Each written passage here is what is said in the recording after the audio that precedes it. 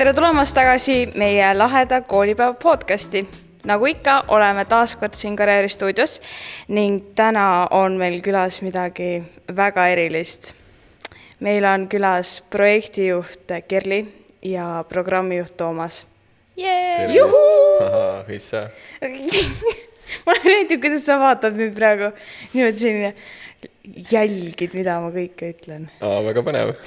Teises positsioonis olla. Tegelikult tänane selline saade on, ma arvan, kõige olulisem, sest te olete kõige rohkem seotud kõik selle laheda koolipäeva melu, jah, vaat see on õige sõna. Kõige sellega te olete kõige lähedamalt seotud ja teid ma tean nüüd kõige kauem üldse, mis on seotud selle noortekonverentsiga. Ja ma mäletan, et kui ma alles tulin esimest korda selle noortekonverentsile ja ma nägin Toomast lava peal ja siis ma mõtlesin enda, et issand, kui vinge see oleks, kui ma kunagi saaks Toomasega nagu päriselt näost näkku rääkida. See oli minu jaoks selline kuidagi hästi uhke tunne, see oli nii vaba seal lava peal ja siis mulle nagu nii meeldis see. Aga ei ole minu kord täna jutustada. Täna ma tahan, et teie räägiksite. Ma tahan kõike teada, kõiki emotsioone, mis on selle konverentsiga seotud. Nii et tegelikult, Toomas, ma jätan sinu viimaseks. Ma tahan Kerlist alustada. Ta ilusti naerab mulle seal otsa. Kerli, ütle välja, otse südamest ütle välja. Kuidas sina sattusid projektijuhiks? Mina projektijuhiks? No ütleme nii, et teekond oli väga lühike. Esimest korda ma ise lahedal koolipäeval käisingi 2019 aastal. Ma sattusin sinna ühe teise noorteorganisatsiooniga, ehk siis ma nägin seda juba kohaselt teisest vaatepunktist. Et ma ei ole osalejana käinud, vaid ma olingi seal ühe partnerina, me pidime noortega suhtlema, saime juba seda melu tunda, kui seal pausi ajal sul on mingi, ma ei tea, 100 noort sinu ümber ja kõik tahavad suga rääkida, see on lihtsalt uskumatu, mis seal toimub. Ja siis läkski paar kuud mööda, ma arvan, ja ma nägin seda kuulutust, et otsitakse projektijuhti. Ja sel hetkel ma tundsingi, et noorte valdkonnas ma olin juba tegutsenud siis 3-4 aastat, näinud juba mõnda asja, panustanud nii hariduse poole peale, kui siis erinevate vaba- ja veetmisvõimaluste poolele. Ja siis ma mõtlesin, et okei, aga miks mitte, et see oli väga kõva, mida noortele tehti, ma tahaks ise ka sükest asja teha, ma tahaks näha, kuidas seda päriselt tehakse, kuidas ühte suurt sündmust korraldatakse. Ja nii ma siis tegelikult kandideerisin ja nagu ikka kohane siis mingi 2 päeva või isegi 1 päev enne, kui see tähtaeg kukkus, et ikka viimase minutini välja mõelda, mida kõike vastata ja kas see on ikka õige koht. Ja juhtuski nii, et sain valituks ja tegelikult täiega hea tunne. Alguses oli suur hirm muidugi, aga nüüd on küll, kui tiim on kaas, siis on hea mõnus turvaline olla. Ja kandideerimine nägi siis välja niimoodi, et saatsid oma siis CV, eks ju? Või kuidas? Jah, ma vastasin tegelikult mõnele küsimusele, CV saatsin hiljem järgi ja oli vestlus siis Toomase eelmise projektijuhi ehk Assoga ja seal oli ka projektijuhi assistent. Ja kuna ma Assot tegelikult teadsin juba varasemast, siis lihtsalt kui ma sinna kõik need vestlused siis toimuvad, ütleme juba kõigile ette ära, vegan inspiratsioonis, et kui te tulete lahedale koolipäevale, siis saate ka mõnusas kohas istuda. Ja kui ma seal sisse astusin, siis ma olin kohe nagu, oh my god, tuttavad näod, vaata mingi tere, täiega süke hull rahu oli mu endas olemas ja sellepärast ma läksin sealt vestluselt ära, mul ei tunne, et ma ei saa projektijuhiks, aga ma ei tundnud ka, et ma oleks midagi kaotanud, vaid mul oli lihtsalt olnud mingi mõnus 1,5 tundi vestlust inimestega, nii et... No meie küll teadsime, et tema valituks osutub. See oli hetkega teada, et nii aktiivne ja inspireeriv tegelane, kellel on süke saad aru, et ta on korra armastaja, see tähendab ka seda, et asjad saavad õigeks ajaks tehtud ja kui mingi mure, siis lahendatakse kohe ära, ei peideta kuskile pea liiva alla, et selles mõttes ja Kerli on igati tõestanud kogu seda protsessi. Aga selle aja jooksul oled sa tundnud seda ka, et äkki ma ikka ei oleks pidanud projektijuhiks saama? Või on kogu aeg sul selline tunne, yes, ma teen õiget asja, ma olen õiges kohas. Nalja teed, kõigil on seda ju. Ma arvan, et see esimene hirmu hetk oli vist siis, kui ma alustasin detsembris, kui oligi kohe see, et tuleb hakata tiimi valima. Ja siis, et ma pole ju kunagi ise otseselt läbi viinud seda kandideerimisprotsessi, kuidas sa valid õiged inimesed. Ja siis tulidki ju 2 päeva, istusime pikad päevad 8 tundi ja kuulasime erinevaid noori ja tõesti oli nii tore ja ma nägin, et inimestel silmad säravad ja mõnes oligi kohe näiteks, Andre, kui ma sind nägin, siis ma teadsin kohe, et ma tahan sind oma tiimis, kui sa läksid sealt vestluselt ära. Ja nii mõnigi teine täpselt samamoodi, et siis hakkas tekkima selline turvatunne, aga ikka see esimene kohtumine, mis ma pidin läbi viima, siis mul ka jalad värisesid, ma vist vahetasin mingi 3 särki sellel ajal, kui ma seda vestlust tegin, sest nii hirmus oli lihtsalt. Sest kõik, no sel hetkel oli ju kõik Zoomis ka veel, ehk siis sa näed ainult mingi mõnda emotsiooni, aga ei tegelikult jah, nüüd on ikka väga-väga mõnus. Mäletan ka, kui ma seal sinna kohvikusse tulin ja siis Toomast ikka oled varem näinud ja sind ma ei olnud näinud. Ja siis ma läksin ka sealt selle tundega ära, et ma ei saa niikuinii. Aga samas mul ei olnud ka seda tunnet, et ei saa, siis ei saa. Järgmine aasta proovime uuesti. Aga näed, kus ma nüüd olen, siin samas. Aga sina, Toomas, oled programmi juht olnud aastast 2014, on mul õiged faktid? Ja, täitsa õige. Ma täna hommikul mõtlesin selle peale, kui ma pidin ütlema, et mis see pikk see eluiga siis on olnud siin programmijuhina, siis 2014 oli esimene. Ja ma jagasin ka Instagramis seda, et väikest lugu juppi, aga nüüd ma hea meelega jagaks pikemalt, et olin siis mina Abakani poes ja valin mingid asju sinna Positiivusfestivalil just minemas mingi juuli alguse poole äkki või. Suht samal ajal nagu praegu. Ja siis helistas mulle Märt Reier, Märt oli see minu jaoks nagu tohutu autoriteet ja kogu selle konverentsi nagu süda ja hing ja kõik asjad. Ja siis helistab mulle ja siis mul on sul üks jutt, on sul aeg. Tegelikult praegu ei ole, et kui ma valin siin mingeid asju, mingid kangeid, et saaks laudlinasid ja mingid dekoratsioone telki nii-öelda. Läksime toidlustama. Ja siis ta mingi, et see on tähtis jutt, siis mingi pekki nagu teadaks, et kui oled sa sitta tööd, et mine ära või midagi. Vabandust, vist ei tohi nii öelda. Aga ja siis ma ütlesin, okei, ma leian selle aja, et mis seal ikka, et panen siis ootele oma praeguse shoppingu. Ja siis ta ütleski, et kuule, et mul on tunne selline ja pikalt, ma ei tea, rääkis mingist august ja siis jõudis aiani, et võt süke värk on, et ma näen, et sina võiksid olla, mis mingi, wow, hold your horses, et püüa hoogu kinni hoida, et ma ei ole üldse valmis selleks, millest te räägite. Ja siis ma ütlesin, ma muidugi mõtlen, helistan sulle tagasi pärast seda festivali ja siis oli kuidagi ülikeeruline ka seal festivalil kohal olla, sest kogu mõtlesid, et issand jumal, et kui ma nüüd vastu võtan, mis siis saab, kui ma vastu ei võta, mis siis saab, on ju. Et sa ei hakkad kahetsema, me hakkame elus ju kahetsema selliseid suuri asju, kus nagu pakutakse ja siis sa lööd põnnama, hirm tuleb sisse. Loomulikult mul ei tulnud hirmu sisse, aga lihtsalt selline nagu mõnus sisemine nagu dialoog ja sisemine nagu sisemine perspektiivide avanemine käis läbi selle iseenda diskussiooni. Aga mis sind on hoidnud sellel ametikohal? Ma arvan see, et saab õppida nii palju. See on minu, ma arvan, lemmiktegevus elus. Õppida ja mitte õppida raamatu või kellegi testi teooria järgi, vaid ise katsetada, kuulata. Ongi see sama nagu sina teed, on ju. Interveerid inimesi, õpid, ülitore nagu. Räägid juttu, inimesed saavad targemaks, ise saad targemaks, sest sina oled ju nii kohal, sa oled ju nii hetkes, sa ei mõtle hetkegi selle peale, et et mis ma nüüd lõunast söön või mis ma pärast seda podcasti salvestust teen, sa oled nagu siin, sa mõtled juba järgmist küsimust, sa mõtled nagu on ju, ja proovid nagu igas selles nagu küsimus või igas vastuses, mida siis külalised annavad, kohe midagi kaasa mõelda, nii et kas see on järgmise küsimusega seotud või see on juba nagu mingi laiema teema perspektiiviga, et see kohalolu on mulle nii palju andnud, et kui viimased vestlused olid näiteks Valdur Mikitaga, siis ma avasin reaalselt, et ma pole mitte kellegi elus rääkinud ja ta küsis ka ainult võib-olla 10 minutit minu kohta, sest ilmselgelt oli tema kohta, on ju.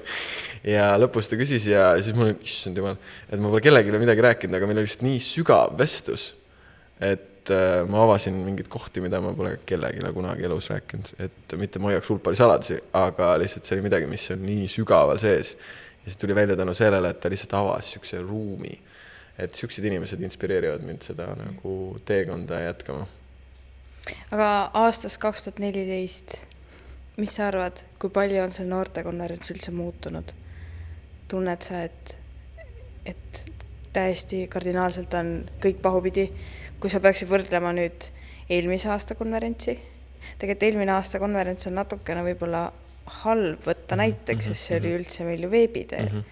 Aga ütleme, võtame sellest veel aasta varasemalt. Mis sa tunned, kui palju see kõik on muutunud? No kindlasti ta on muutunud. muutunud on võib-olla veel detaili rohkemaks, täpsemaks. Samas mingid asjad, mida ma varasemalt alati tegime, on ära jäänud, näiteks rongkäiku ei tee, on ju. Samas noored ütlesid ka, et nad ei vitsi nagu rongkäiku teha. Nad hommikul ärkavad kell 3 või kell 4 öösel, nad ei vitsi nagu hakata kuskil veel ronima midagi tegema. Nad tahaks kohe tulla ja saada hommikusööki, mitte peab kuskil läbi linna tatsuma, on ju.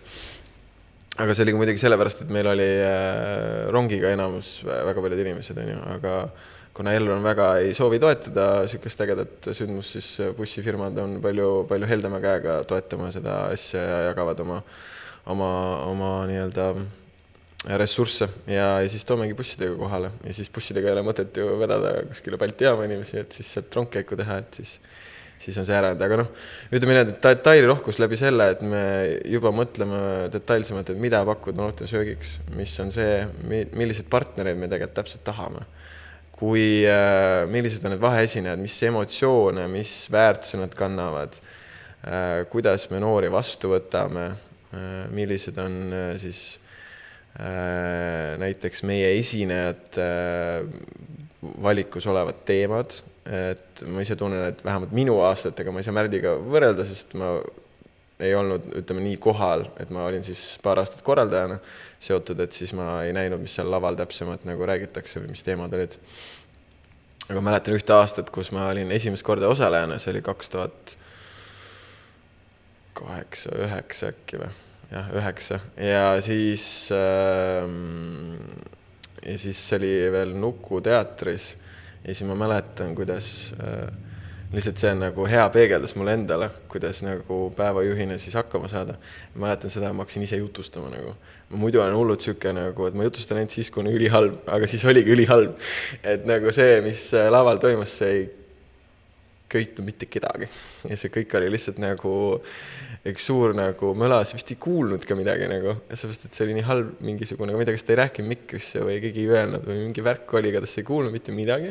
Ja siis lihtsalt hakkas kogu saal rääkima ja siis järsku nagu need oli vait selleks, et näha, et kas saal nagu reageerib selle, mis on ülitore nagu viis, kuidas katsetada, et sa lihtsalt vaikid ja siis vaatad, et mida tehakse. Sest kui sa näed, et nad vaikivad, siis sul on nagu, et oota, aga mind on siis ju kuulda, kui ma räägin nii-öelda saalis. Ja selle hea trikiga nad võtsid meid vahele. Ja mitte ainult meid siis, aga kogu seda saali, kes jutustama tulnud järsku. Aga jah, see oli mulle nagu hea peegeldus, et tuleb võimalikult aktiivse noide vestlust ja mida mulle võib-olla esimestel aastatel meeldis rohkem teha, ma tegin rohkem nalja nagu. Et nüüd ma olen nagu läinud selliseks kuivavõitu, selliseks igavaks tüübiks, nagu lihtsalt küsib nagu toreid küsimusi ja võib-olla suunab nagu väga hästi ja põnevalt ja kõik on nagu läbi mõeldud, aga samas nagu huumor, see ju tegelikult võlub inimesi. Et see on võib-olla asi, mida ma tahaks rohkem teha. Kerli, sulle ka üks selline hea, ütleme ka siis küsimus. Kui sa mõtled sellele aastale, kui sina olid see osaleja seal konverentsil, kas sul jäi ka midagi sellist silma, mille sa tunned, et sina nüüd kui projektijuhina tahad teistmoodi teha? On sul mingi selline asi, mis... Võt, mina teen nii. Küsis ka mitu. Hea küsimus.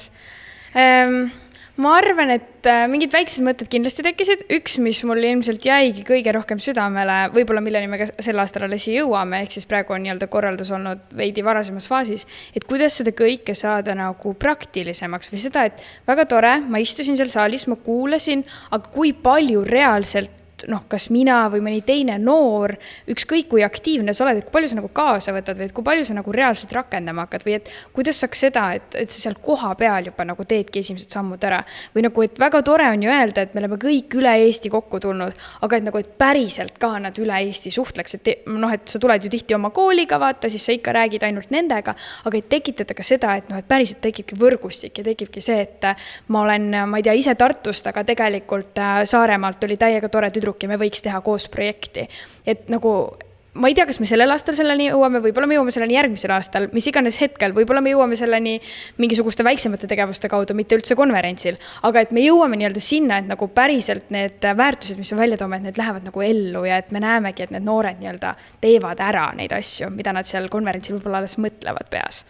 Et see oli ilmselt üks minu enda soov, mis ma tundsin, et nii tore, et ma siin istun, aga kas ma homme nüüd teen nagu midagi teisiti.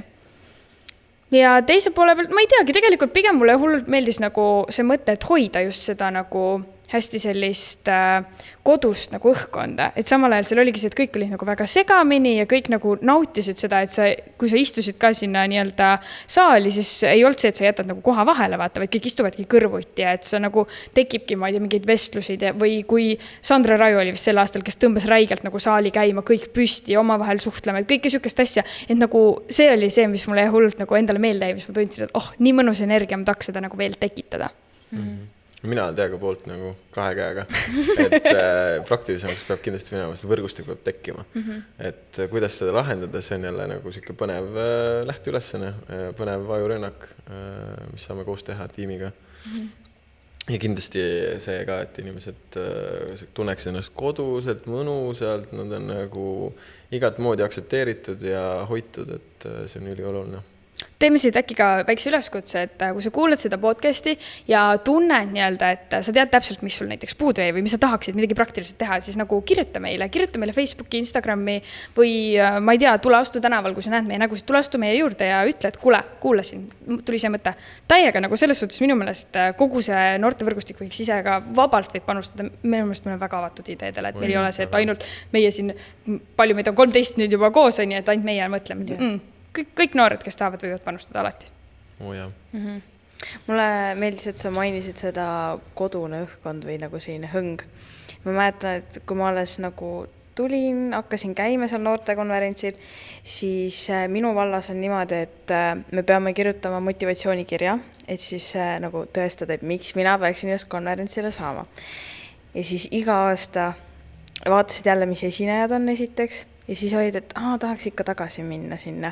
Et minu meelest seal noortekonverentsil on midagi, mis tõmbab vähemalt mind.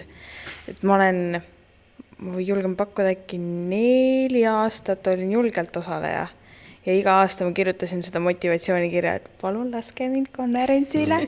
Sest tegelikult sellel konverentsil ma tunnen nagu seda tunnet, et ma ei karda võõraid. Ma ei karda, kui keegi on mul väga lähedal, ma ei karda seda, kui keegi tulebki midagi ütlema, ma ei karda seda. Või nagu sellel on kuidagi selline hea õhkkond, nii et ma arvan, et see on ka sellel konverentsil väga oluline. Ja ma loodan, et ka teised noored tunnevad seda, et me ei karda üksteist. Aga Toomas, sina kui programmijuht, mis on sinu need saladused, et kuidas sa näiteks valid neid esinejad, et mille järgi sa mõtled, et see võib äkki noortele huvi pakkuda või sa vaatad puhtalt enda vinklist, et see tädi mulle meeldib, kuidas ta räägib või mille järgi sa valid esinejaid? Kõik väga egoistlikult. Et keda ise tahaks kuulata, selle võtan kaasa. Jaa, täpselt. Ei, tegelikult päris nii ei ole, aga ütleme, seal on tõetruu on kindlasti sees, et kui see esineja mind ei inspireeri, siis ma lihtsalt, ma ei saa midagi teha. Et ta võib olla nagu superstar ja YouTuber ja kõik asjad, aga kui ta mulle ei paku seda huvi, siis mul ei teki seda kirge ja mul on vaja, et selle inimesega oleks nii kirglik, et tema tunneb seda kirge ja ta näeb seda kirge ja siis me oleme kirglikud aval ja siis on kõik mingi, wow, kus see tuli, on ju. Et kui seda ei ole ja see on päris mitme esinejaga olnud nii, et ma saan kuskilt mujalt nagu soovituse ja siis ma nagu mõtlen, et lahe idee, teeme muidugi, aga siis annan oma nagu kriteeriumitele nii-öelda standarditele võib-olla natuke järgi ja siis ongi pärast selline tulemus, et et ei olegi päris sellist. Ma ei saaks võib-olla öelda, et oleks nagu ehtselt näidet tuua, aga mõne esinejaga on olnud selline tunne, et ja mõne esinejaga mul olnud täpselt vastupidi tunne, et mõtlesin, et kirg on ju, tuleb lavale, noored 0 tagasiside või 0 positiivset tagasiside, et lihtsalt ei köida, sest ta on kas mingisugune siuke, ütleme, tuupuri moodi selline nagu stiil inimene, kellel oma elukogemust on, aga ta on kuidagi selline nagu igav või selline nagu tore või tema stiil, kuidas ta räägib, on hästi õpetajalik. Et kui sa räägid nagu õpetaja, siis kõigil on ka et ta tahab mulle midagi pähe määrida. Aga kui sa räägid mingi, et ma tegin seda ja siis sain aru sellest ja mõistsin seda ja siis katsetasin seda ja tegin räägid oma kogemusest ülilahe. et kui õpetaja räägis ka, et ma õppisin matemaatikat, kunagi tegin selle niimoodi, on ju, siin lugesin seda kirjandust, on ju, siin avastasin seda, siis pärast läksin, võtsin naise või võtsin mehe, on ju, või mis iganes viisil ja siis nagu sain aru sellest, on ju, ops, on ju, siis lugesin seda raamatut koos temaga, on ju, ülilae, on ju, aga õpetajad ei räägi sellist asja. Kahjuks, et nad seda oma kogemust ei julge millegi pärast sisse tuua ja oma kogemus on läbi eeskuju inspireerimine. Ja see on see viis, kuidas meie näeme, et konverentsil saab nii-öelda noori mõjutada ja heas mõttes mõjutada läbi selle, mis nemad soovivad vastu võtta. Ehk siis kuskil 9 esinejat jagavad oma inspireerivad mõtteid ja ilmselgelt sa ei jõua kõiki neid kaasa võtta. Et siis sa pead sealt nagu valima ja täpselt läbi selle, et milline lugu sind kõnetab, et sa saad aru, et mu teekond võiks kunagi jõuda sinna ja järelikult ma võiksin kunagi teha ära selle asja selle jaoks, et sinna jõuda. Et mingisugused nagu rada saaks moodustada. Aga teiselt poolt jällegi see esineja valik väga paljusti sõltub ka ühiskonnas toimuvast. Et me ikkagi proovime leida inimesi, kes on sel hetkel ühiskonna jaoks ühiskonnas siis mingid olulisi mõjutajaid, olulisi muutusi toovad isikud ja kellel on siis ka noorte jaoks olemas see nii-öelda eeskuju jõud, et see on nagu oluline aspekt, et kui ta ikkagi noorte jaoks on täiesti tundmatu, siis ta võib olla suur üllataja või siis ta võib olla nagu suur pettumus. Et siis tuleb nagu teha see julge otsus, et teada, et kuidas ma saan siis sellest inimesest teha selle kogemuse looja sellel konverentsi laval. Aga kas teil on ka sellist esinejat, ma küsin siis nii mõlemalt teilt, et te mäletate tema lugu ja te mäletate, et teile hullult meeldis ta, kuidas ta rääkis ja ta inspireeris teid. On teil keegi selline hästi erkselt meeles? Ma arvan, minu jaoks ongi Sandra Raju, sest et ma enne seda ei olnud aga isiklikul tasemel väga kokku puutunud. Peale seda ma olen nii-öelda rohkem erinevates projektides teda näinud ja temaga nii-öelda tegutsenud. Aga sel hetkel, kui ta rääkis oma lugu, siis ta oli hästi nagu noorte keskne ja seda oli kuidagi hästi lihtne mõista ja nagu tema emotsioonid ja kõik siuke. Ja oligi see, et kui ta tajus ära, et me oleme kõik juba väsinud, siis ta kohe mõtles välja, kuidas nii-öelda rahvast uuesti kaasa saada. Et ta jagas väga hästi kogu esinemise aja seda energiat niimoodi, et sa nagu kordki ei tekkinud seda, et oh my god, millal ta juba lõpetab, vaid pigem oli see, et ära mine veel ära, nagu räägi veel, et et ta teeb selle asja nagu nii põnevaks, et tema nagu siuke karakter ja see tõesti mõjub nagu ükskõik mis vanuses sa oled, minu meelest ta lihtsalt nagu läheb kõigile peale. Ma võin nii palju öelda, et kõik, kes kuulavad meid, siis kõik oli planeeritud. Selles mõttes ta võis tunduda, et ta oli nagu energia. Me teadsime pärast lõunasööki, kõigil on energia maas, kõigil on kõht täis ja toit, magus, värgid, särgid. Ja siis me natuke jutustame, ei saa kohe teha nagu show'd on ju. Et siis on hea poole pealt teha ja siis tegelikult võiski tunduda väga hästi sobivat. No siis jääme selle juurde, et vähemalt see, kuidas ta siis rääkis, oli ikkagi nagu see, et seda ei saa ette planeerida. Et see on nagu uskumatu. Et ta on ikka suht raju, nagu seda tuleb küll kinnitada. Mul oli endal esimene kogemus, nüüd hiljem tuleb meelde just vanamaga vaatasime saadet Lea Tali-Lionist ja temaga oli, esiteks oli väga sügav vestlus, kui me rääkisime, saime Rotermanni kvartalis veel kokku ühes Basiiliku restoranis. Ja siis, kui ta lavale tuli ka, kui ta rääkis ja ta veel pärast laulis, et see oli nagu mega ja ütleme, minu enda lemmik võib-olla show, mida ma suutsin nagu välja võluda, oli Hirvoga, kui me kutsusime nagu poisid, mingisugune tema poistekoori, siis mingi 40 junsut. Ütleme, junsud olid seal kõige väiksemad, teised ikkagi juba noormehed. 40, isegi võib-olla 50 olid, nad olid siis saali ära peidetud niimoodi, et nagu tavalised osalejad ja siis järsku, kui ma ütlesin Hirvale, kui keeruline siis see dirigeerimine ikkagi on, nagu, siis ta siis käe. Ja siis mingi tüüp tõusis kuskil suvalist kohast püsti, hakkas laulma mingi täieliku, ma ei tea, metsasoproni häälega. Päris nii ei olnud, aga ikka väga kõrge häälega, et täpselt enne nad on ju enne murde iga laula väga kõrge häälega ja siis hakkas neid järjest tulema igalt poolt ja prosed läksid peale täpselt õige koha peale, siis kõik olid nagu mingi inimesed reaalselt nutsid, nagu nad ei suutnud uskuda, see on nagu täiesti siuke nagu see lood mingi täieliku elamuse ja see, kuidas ta jagas neid lugusid, kuidas ta nagu on igast reistil käinud ja noortega suhelnud ja siis, või noh, noortega suhelnud, suhtleb kogu aeg, on ju. Ja kuidas ta siis mingid igast anekdoote ja rääkis, noh, et ta ehitaski üles kogu oma selle läbi lugude. Ja noh, meil oli see ka muidugi ette planeeritud, aga see, et kuidas ta neid lugusid vestis hästi rahulikult, alati ja selle nagu voolavusega, et see tohutult nagu läks peale. Et noh, muidugi tema nimi ja tema olemus ja kõik on muidugi ka šalala, kõik väga super, on ju. Et see ka kindlasti on mõjutanud seda nagu esinemist. Ma lisaks ühe siia veel juurde, sest mul tuli meelde, kui sa räägid sellest sügavusest, siis minu meelest eelmisest aastast Kerli nagu, et kui sa tood ikka maailmakaliibriga superstaari, no olgem ausad, no ikka on.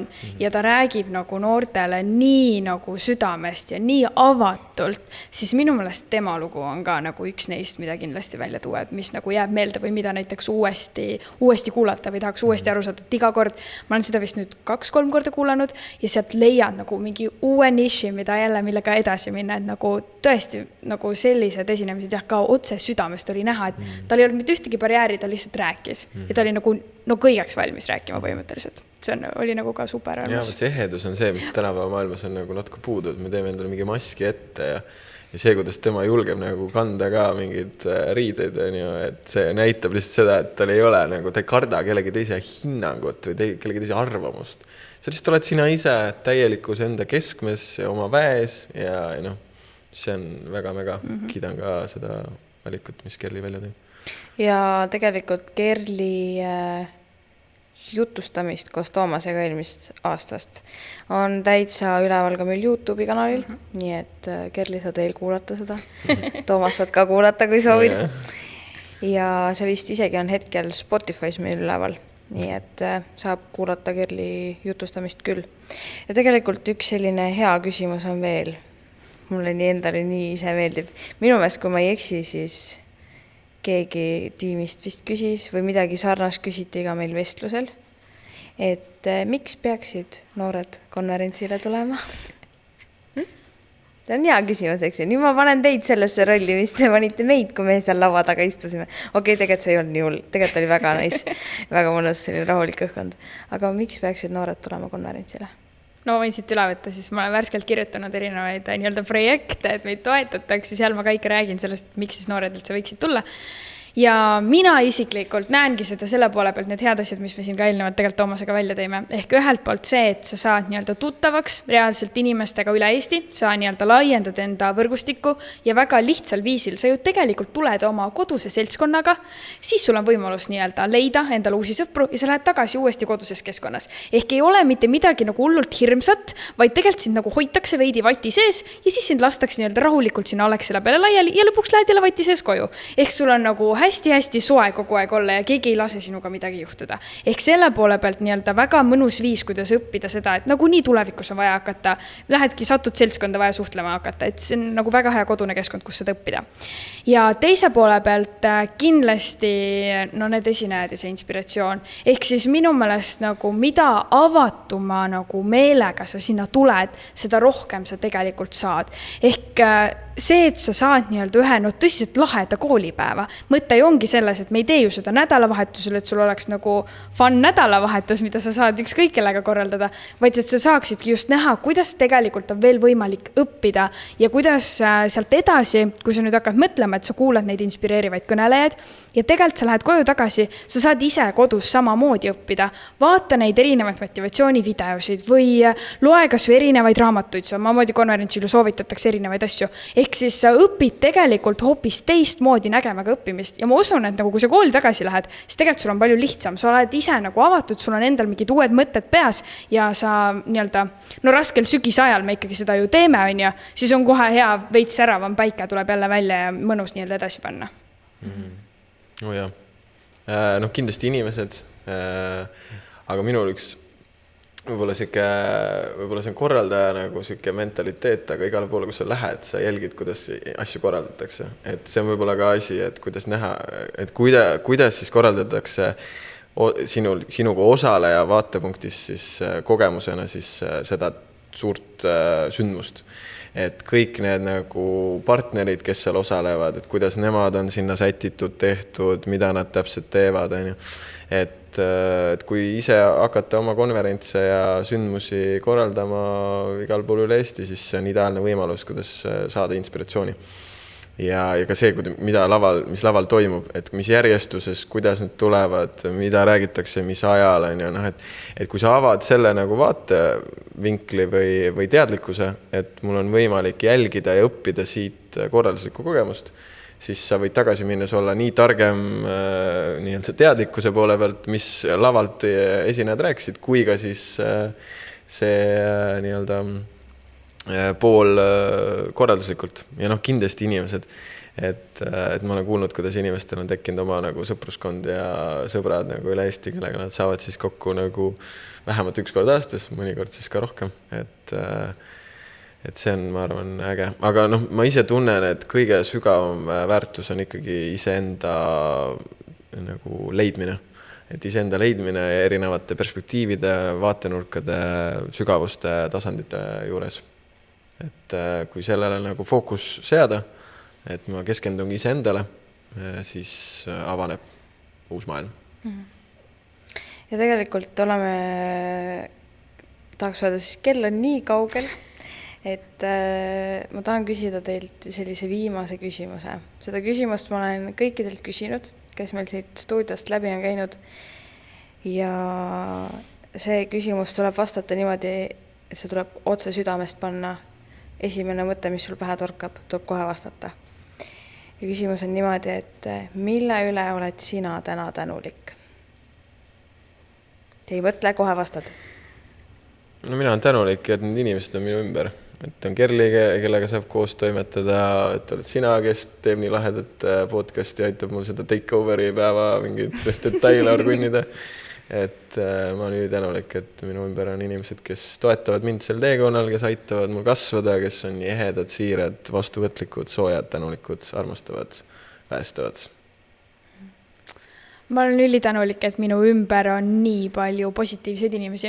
Et tunnistamise ausalt, kui ma täna siia stuudiosse sisse astun, siis ma ei öelnud Andrele üldse nagu positiivseid sõnumeid, vaid pigem tundsin, et okei, päev on läbi ja ma ei tea, mis saama hakkab. Ja siis sa lihtsalt särasid ju mulle vastu ja ütlesid, et kõik on korras, me teeme asjad ära. Ehk siis see, et nii-öelda kõik need nagu jah, et inimesed minu ümber on nagu nii armsad ja head, aga teiselt poolt just see, et see positiivsus, mis nad mulle vastu kirgavad, lihtsalt paneb ennast ka särama.